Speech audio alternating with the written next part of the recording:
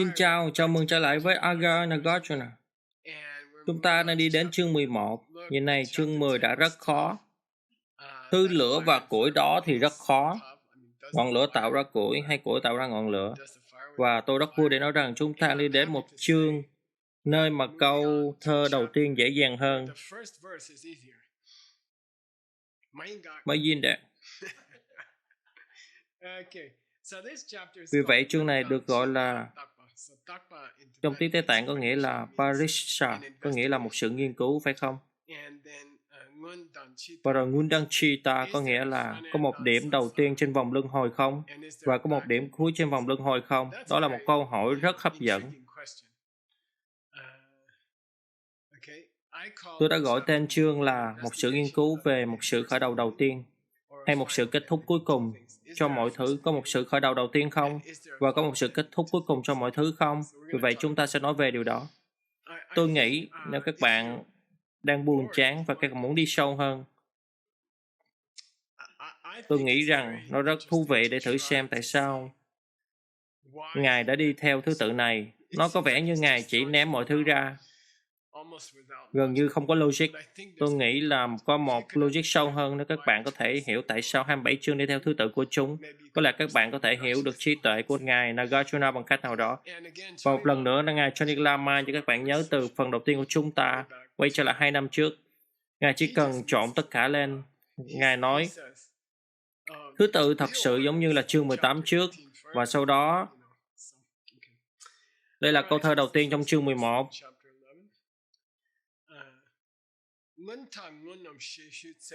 Hãy nói về dòng đầu tiên đó. Nó rất tuyệt vời.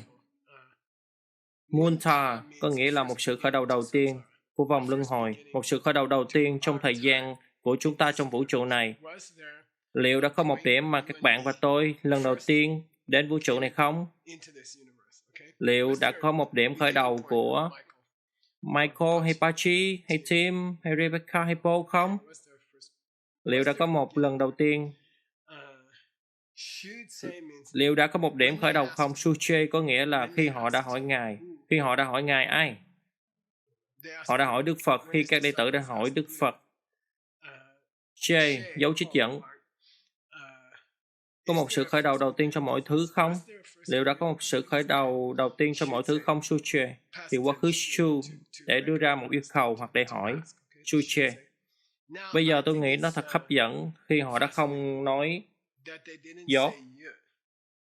Được rồi, Tim, câu hỏi $100. Vâng, $100. Tại sao họ đã không nói với Đức Phật? Có một sự khởi đầu đầu tiên cho mọi thứ không? Họ đã nói, có sự khởi đầu đầu tiên rõ ràng cho mọi thứ không? Nguồn, như Abhidhamma.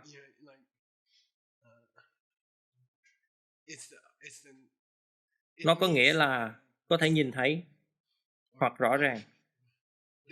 Họ đã không hỏi Đức Phật, có một sự khởi đầu đầu tiên cho vũ trụ hay cho sự nghiệp của chúng ta trong vũ trụ không? Có một sự khởi đầu mà là muôn, mà là rõ ràng không?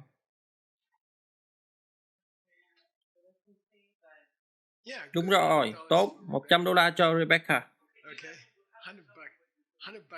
$100 cho Rebecca, tuyệt. Nó có nghĩa là các bạn có thể hiểu. Các bạn hiểu chứ? Họ đã không nói. Có một sự khởi đầu không? Họ đã nói. Ngài có thể nhắm mắt lại và kiểm tra cho chúng con chứ? Nó là muôn phải không?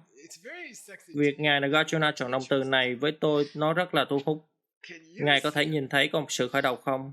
Có nghĩa là nó có ở đó không? Nhưng họ đã không nói nó có ở đó không? Họ đã nói Ngài có thể nhìn thấy một sự khởi đầu không? Suche. Đấng tối thắng có nghĩa là Đức Phật. Mahamuni. Min. Không. Không. Không, ta không thể thấy bất kỳ sự khởi đầu nào cho tất cả đống lộn xộn này. Nó không hề có sự khởi đầu.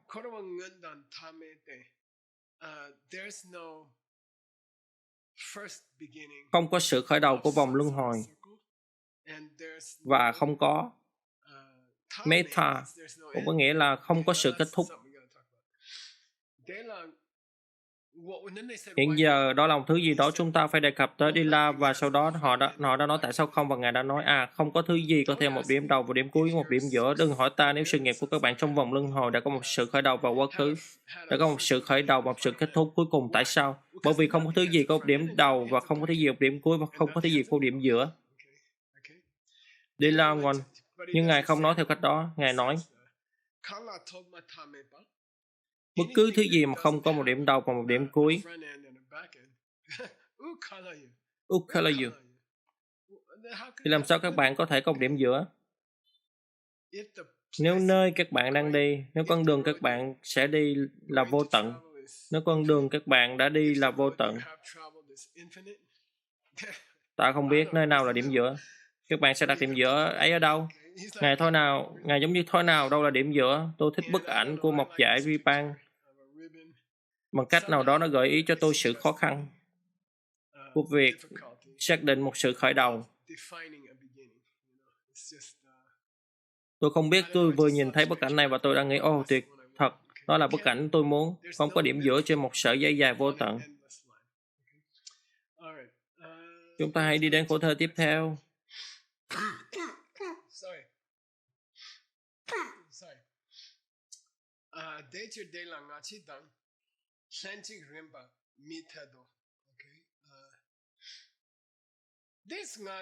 Deshi có nghĩa là sớm hơn và muộn hơn. Nhưng Ngài Johnny Lama giải thích rằng Ngài Nagarjuna bây giờ đã đi vào những kiếp sống của các bạn. Những kiếp sống của các bạn không có kiếp trước đó và không có kiếp sau đó và cũng không có nơi đó. Inshank có nghĩa là nơi mà hai kiếp này gặp nhau. Ở đây nó có nghĩa là nơi mà hai kiếp này gặp nhau, không có nơi mà tất cả những kiếp sống quá khứ gặp tất cả những kiếp sống tương lai của các bạn. Không có nơi mà các bạn đang sống bây giờ. Không có nơi các bạn sẽ sống trong những kiếp sống tương lai của các bạn. Không có nơi các bạn đã sống trong những kiếp sống quá khứ của các bạn. Và đó là không có điểm gặp nhau giữa những kiếp sống quá khứ và những kiếp sống tương lai của các bạn. Vì vậy, đừng hỏi ta về một sự khởi đầu. Tiện thể, Ngài đã thực sự nói không, phải không? Các bạn có nhớ không? Numpapen Chuchi 14. Lupaten 14. Những câu hỏi chưa được lời giải. Tôi tin rằng đây là một hoặc hai trong số chúng. Ngài đã từ chối trả lời. Và sau đó các đệ tử của Ngài đã nói tại sao Ngài từ chối trả lời câu hỏi đó. Ngài đã nói, bất kỳ câu hỏi nào ta đưa ra họ sẽ hiểu nhầm nó. Tốt hơn là nên giữ im lặng. Điều đó cũng áp dụng khi nói chuyện với báo chí. Và những thứ tương tự như vậy, bất cứ điều gì các bạn nói sẽ bị thêm thắt. Chỉ cần nói không. Cảm ơn. Tôi đã tìm thấy bức ảnh khác này được rồi, Bachi. Của một chàng trai một sợi dây thừng. Vâng. Nó có nghĩa là sự khởi đầu gần như là không thể xác định được. Và sự kết thúc là không thể xác định được. Điều đó thì thôi không, nó còn tệ hơn thế. Điểm giữa không thể xác định được. Các bạn không thể tìm thấy khoảnh khắc hiện tại. Nó đủ tệ rằng những kiếp sống của các bạn không có sự khởi đầu. Và nó đủ tệ rằng những kiếp sống của các bạn không có sự kết thúc. Nhưng nhân tiện thì không có điểm nào nơi mà các bạn ở giữa hai điểm đó. Đó là lý do sợi dây đó đang làm sáng tỏ, hiểu chứ? Được rồi, chúng ta sẽ đi tiếp vào. Nó kiểu như một sự phủ nhận những kiếp sống quá khứ và những kiếp sống tương lai. Về mặt kỹ thuật nó được gọi là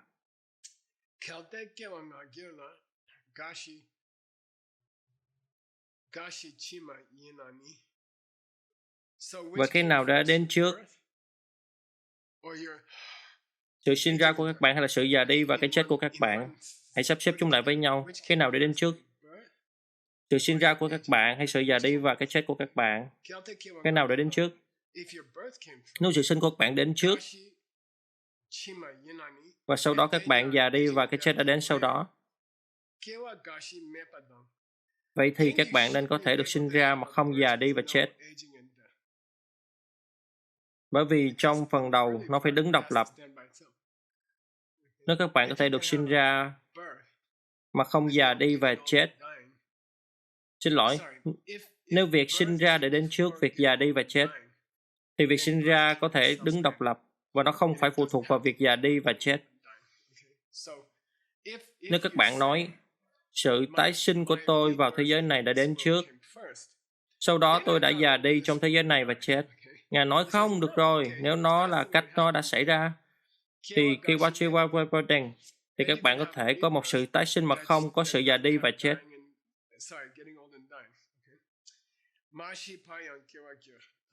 Và các bạn có thể được sinh ra mà không có sự chết đi. Moshipo. Các bạn có thể được sinh ra mà không có sự chết đi. Nếu việc được sinh ra đến trước việc già đi và chết, thì các bạn có thể được sinh ra mà không có một sự già đi và chết. Và các bạn có thể sống mà không già đi và chết.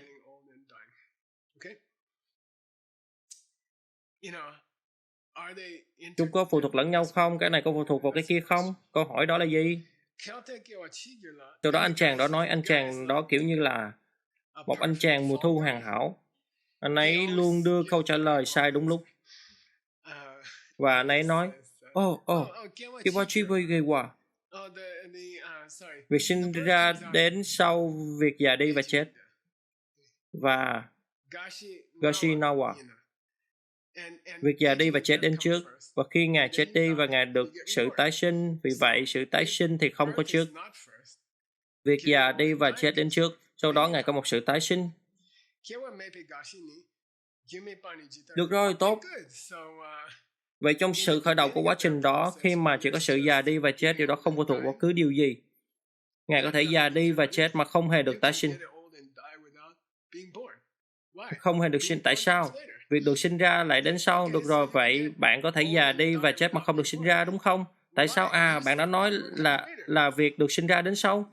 Anh ấy không thể thay đổi câu chuyện của mình. Anh ấy không thể nói việc được sinh ra đến trước việc già đi và chết, bởi vì anh ấy đã nói việc được sinh ra đến sau việc già đi và chết. Các bạn hiểu chứ? Ngài đã bắt đầu với khởi đầu việc sinh ra đến trước và sau đó già đi và chết. Nhưng sau đó đã có một vấn đề mà các bạn có thể được sinh ra và không bao giờ chết, bởi vì nó sẽ tồn tại bởi chính nó và rồi các bạn sẽ có nó. Và chúng ta có một sự sinh ra ở đây. Tôi đã trông đợi một em bé được sinh ra. Cháu trai của tôi đây rồi, Maitri. Một sự sinh ra sẽ không có cái chết. Một sự sinh ra mà đã chỉ là một sự sinh ra sẽ không có cái chết. Cậu bé đã được sinh ra như vậy, nhân tiện.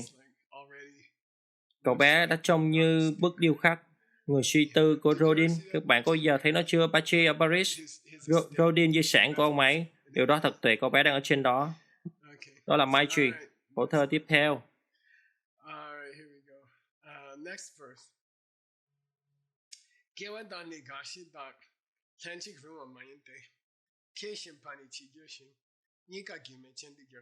Sau đó anh chàng đó một lần nữa, anh ấy đang cố gắng để thoát ra khỏi những vấn đề và anh ấy nói, Ngài biết gì không? Ngài được sinh ra và già đi và chết đi tại cùng một thời điểm. Đừng nói cái này đã đến trước cái kia, bởi vì Ngài nói cái này đã đến trước cái kia. Đó là tất cả những vấn đề này, khi cái này đã đến trước cái kia sẽ không phải phụ thuộc vào cái kia. Vì vậy tôi sẽ nói cho Ngài biết, cả hai đến cùng một lúc. Ngài được sinh ra và chết đi cùng một lúc. Sau đó Ngài Nagarjuna nói, điều đó không đúng. Khi một em bé sắp ra khỏi tử cung sẽ đang chết đi tại khoảnh khắc đó, không thể được. Và khi không có điều gì đã đến trước, chúng sẽ cùng không có nguyên nhân. Cũng sẽ cùng không có nguyên nhân, sẽ không có được sinh ra trước việc già đi và chết, và sẽ không có việc già đi và chết, mà sẽ làm cho các bạn được tái sinh. Bởi vì chúng đã đang xảy ra cùng một lúc, vì vậy cả hai sẽ không có nguyên nhân. Nhân tiện bất cứ lúc nào một cái gì đó là không có nguyên nhân, đó là một vấn đề. Tại sao? Nó có thể xuất hiện mọi lúc mọi nơi. Nhìn kìa, nó là cái chết. Nhìn kìa, đó là sự già đi. Nó sẽ đang xảy ra búp xung quanh các bạn. Vậy có thể đang được sinh ra và chết đi xảy ra cùng lúc không? Bức ảnh. Vâng, tôi không biết nữa. Chúng ta hãy qua bức ảnh tiếp theo. Veronica đang nhìn qua vai của tôi. Bạn đang làm gì với ảnh đó, đừng bận tâm. Cô ấy đã từ bỏ một thời gian dài trước đây vì cố gắng để tìm ra tại sao tôi dành cả ngày tìm những bức ảnh kỳ lạ. Chúng ta bắt đầu nào. Tiếp theo.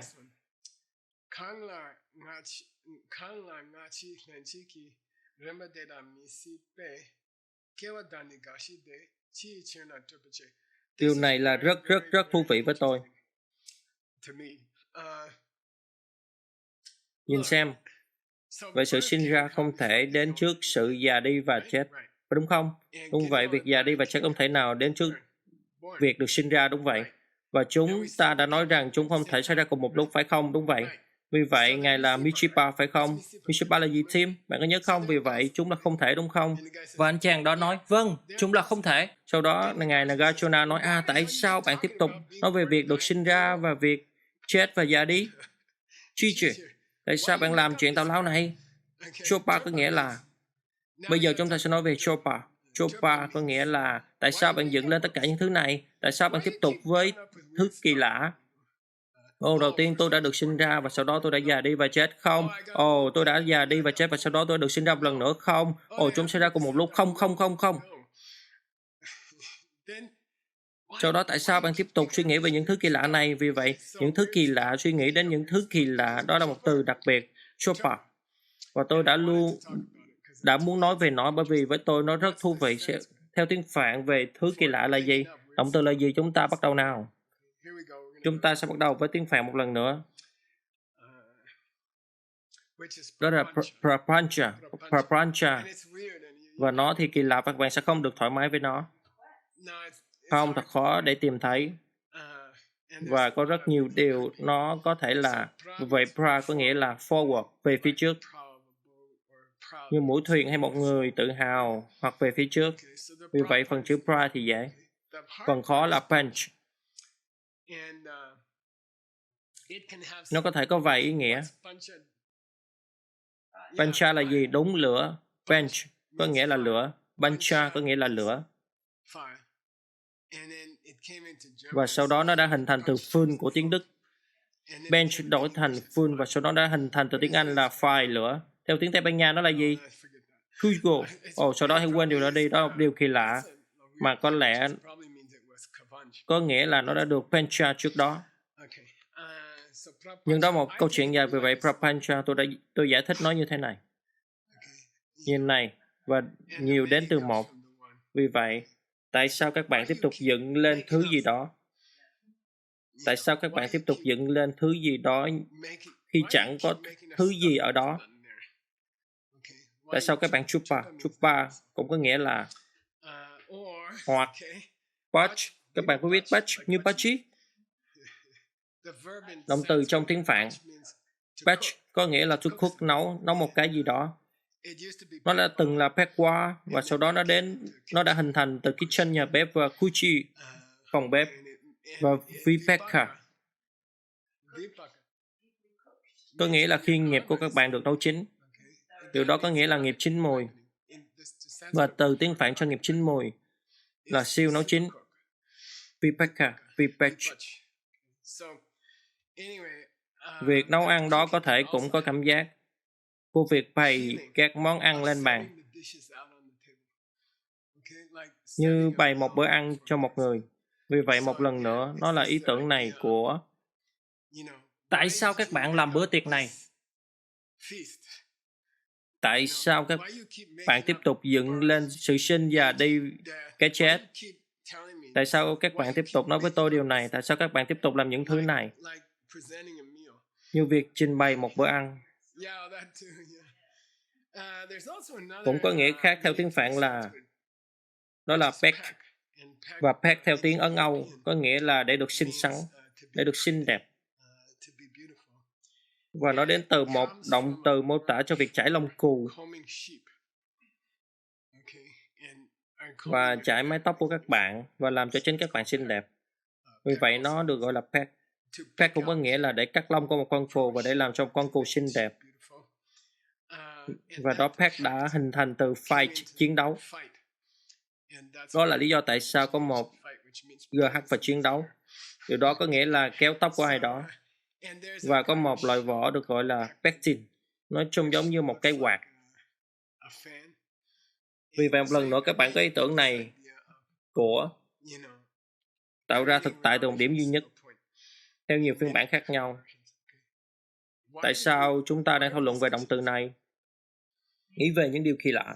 Đúng, Ngài Nagarjuna nói thói nào tôi đang mệt mỏi về nó. Đừng mổ, đừng tiếp tục mổ vào tôi. Giống như để nó yên đi được chứ. Tại sao các bạn tiếp tục dựng lên những thứ khác nhau? Vì vậy, như thế nào nếu vòng luân hồi có một sự khởi đầu, sau đó vòng luân hồi sẽ có một sự kết thúc vòng luân hồi đó?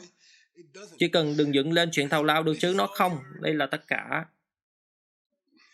Beck.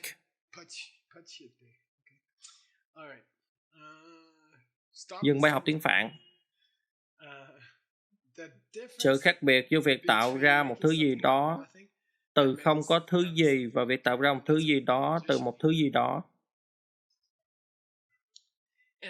Đó là một ảo thuật gia ở đây, và tôi đã chọn bức ảnh này bởi vì đó là một Propa hợp pháp. Ngài Nagarjuna đang buộc tội anh chàng đó về việc bịa ra những thứ sai, một sự khởi đầu cho mọi thứ, sự kết thúc cho mọi thứ ở giữa. Đừng bịa chuyện nữa. Nhưng rồi nếu các bạn là Ngài Nagarjuna, các bạn nói, nhưng nhân tiện các bạn luôn bịa chuyện. Vâng, nhưng ít nhất nếu các bạn biết mình đang làm gì, các bạn sẽ không làm cho nó tệ như thế. Vì vậy, vâng, chúng ta đang tạo ra thực tại. Theo tiếng Tây Tạng có một động từ có nghĩa là chú ý tới những chi tiết nhỏ. Có nghĩa là để xác định thực tại, và các bạn làm điều này, đó là Pechi. Bạn đang tạo ra thực tại. Bạn đang vẽ những đường kẻ và tất cả. Đây là nơi Tim bắt đầu. Đây là nơi máy tính của Tim bắt đầu. Bạn đang tạo ra những dòng kẻ đó. Nhưng đó không phải là những gì tôi đang nói về. Tôi đang nói về nhân loại cần phải nói đã có một sự khởi đầu cho những kiếp sống của các bạn. Và sau đó có một kiếp sống cuối cùng. Không có đâu. Tâm thức của các bạn cứ tiếp tục một cách vô tận. Và nó không có sự khởi đầu, không có sự kết thúc. Và theo triết học, các bạn không thể tìm thấy khoảnh khắc hiện tại. Mặc dù nó có cảm giác như có khoảnh khắc hiện tại. Khổ tơ tiếp theo. Nếu các bạn chưa bị rối, thì các bạn chưa từng nghe.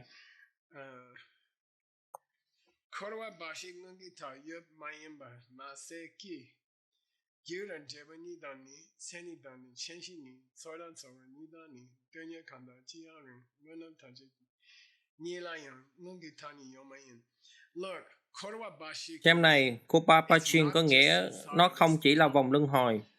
Nó là vấn đề Pachi, có nghĩa là duy nhất, chương cuối kinh yoga. $50.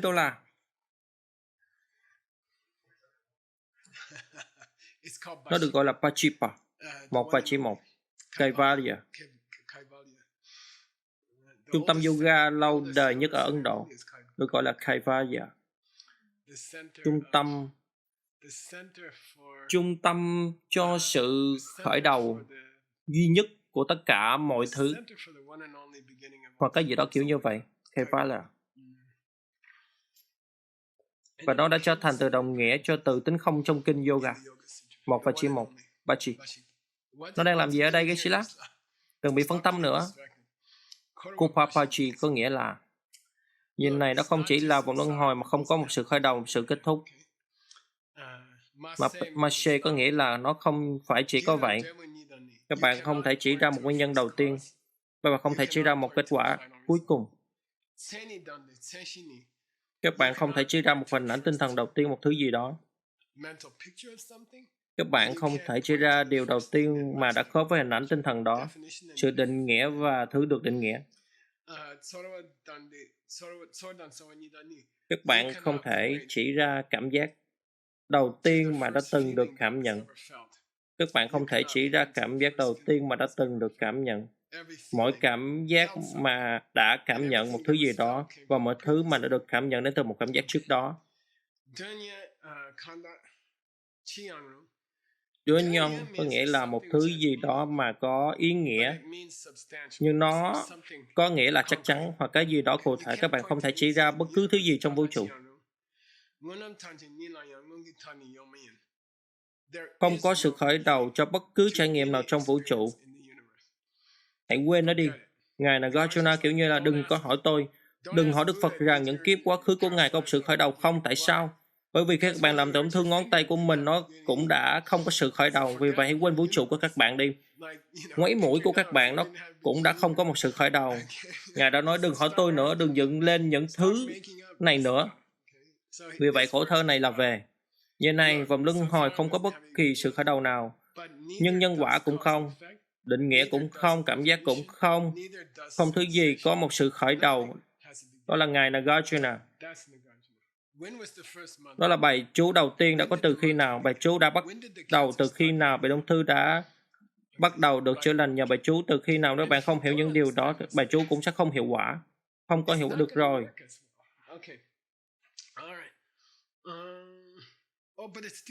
Nhưng nó quá khó để hiểu được những điều đó.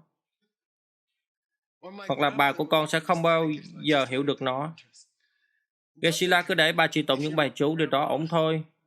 Nếu bà của các bạn đã 95 tuổi, tôi có một bà cụ mà tôi chăm sóc. Đây là cuộc trò chuyện của chúng tôi. Tôi sẽ nói, chào bà, dạo này bà thế nào? Bà nói, chào Mai, cháu khỏe không? Tôi nói, khỏe. Bà nói, dạo này cháu đang làm gì? Tôi sẽ nói, bà biết không, cháu đang quay phim cùng với Baji và Tim.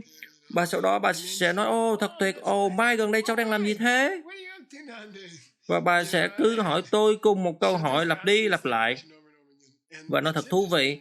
Tôi và Veronica đọc một cuốn sách về làm thế nào để trả lời những người già. Và nó đã nói rằng đừng bao giờ nói. Bà đã hỏi cháu câu đó 10 lần ngày hôm nay rồi. Bởi vì họ đã cảm thấy tệ vì tuổi già. Và không thể nhớ bất cứ điều gì rồi. Vì vậy đừng bao giờ mất kiên nhẫn. Chỉ cần trả lời thật tử tế. Và rồi cuốn sách đó đã nói, cách các bạn trả lời tử tế là một dấu hiệu của sức khỏe tinh thần của các bạn. Các bạn có thể thay đổi và làm cho nó thú vị hơn. Cháu và bà chị đi ăn pizza và chúng cháu đã có một. Và rồi lần thứ 3 bà hỏi các bạn có thể nói, cháu và Veronica đến từ LA và bà kiểu như tuyệt. Vậy tại sao tôi lại đang nói điều đó? Tôi không nhớ nữa.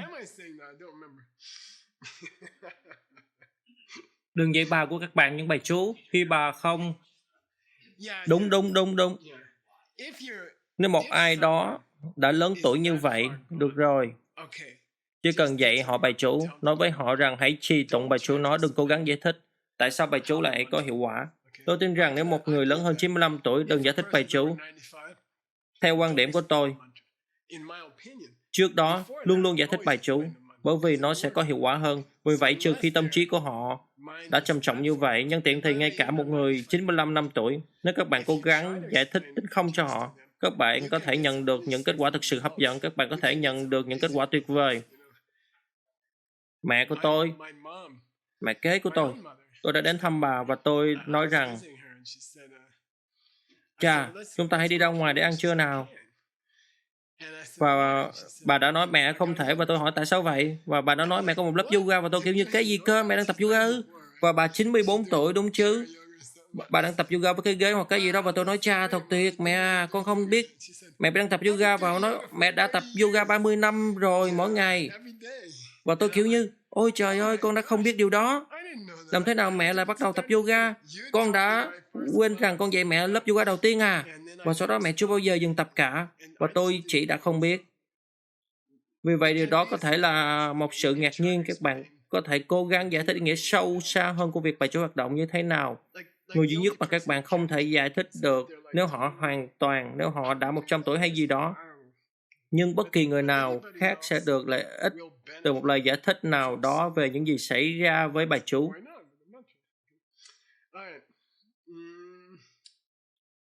Không sự khởi đầu, không ở giữa cho tất cả những thứ này. Chúng ta có một dấu vô cực.